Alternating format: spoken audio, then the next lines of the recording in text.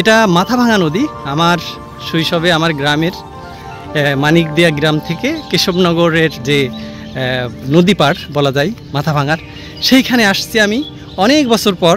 এই নদীটা নদী বলা যাবে না এখন আর, কারণ নদীটা এখন একদম খালের মতো হয়ে গেছে, খুবই চিকন, আর পানি তো নেই বললেই চলে। তো আপনাদেরকে একটু আপনাদের সাথে শেয়ার করার জন্য ভিডিওটা করছি আমি, কারণ আবার কবে এই জায়গায় আসা হবে আমি নিজেও জানি না।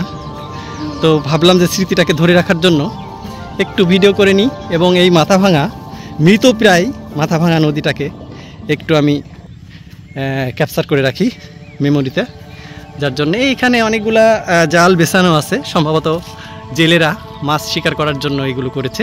আর এই দিক থেকে এই নদীর একদম নদী পাড়ে আমরা চলে আসছি। এখান থেকে এই যে পানি নেই বললেই চলে, কিন্তু খুবই ছোট ছোট এখানে আমরা যে খেলা করতাম, মাছ না, এগুলো পোকা, কীট এক ধরনের।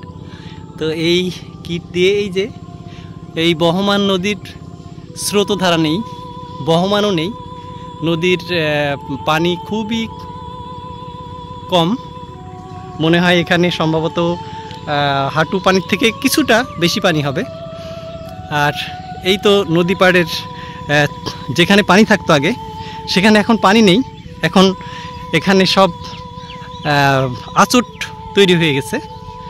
তো সেই জায়গাটার প্রশস্ততা ঠিকই আছে, কিন্তু স্রোত নেই, মৃতপ্রায় হয়ে গেছে নদীটা আসলে যদি এখানে সরকারি পৃষ্ঠপোষকতায় যদি নদীটা পুনরুদ্ধারের জন্য চেষ্টা করা হতো, এবং বিভিন্ন জায়গায় যেখানে বাঁধ নির্মাণ হয়েছে সেগুলো যদি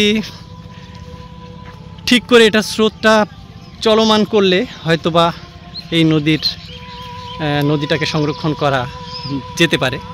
তো যাক ভিউয়ার, আমি একটু ফ্রন্ট ক্যামেরায়, এখন আপনারা দেখছেন যে আমি যেখানে দাঁড়িয়ে আছি এটা আমার শৈশবের গ্রাম, এবং মাথাভাঙা নদীর পাশে থেকে আমি আপনাদের সাথে এতক্ষণ যুক্ত ছিলাম।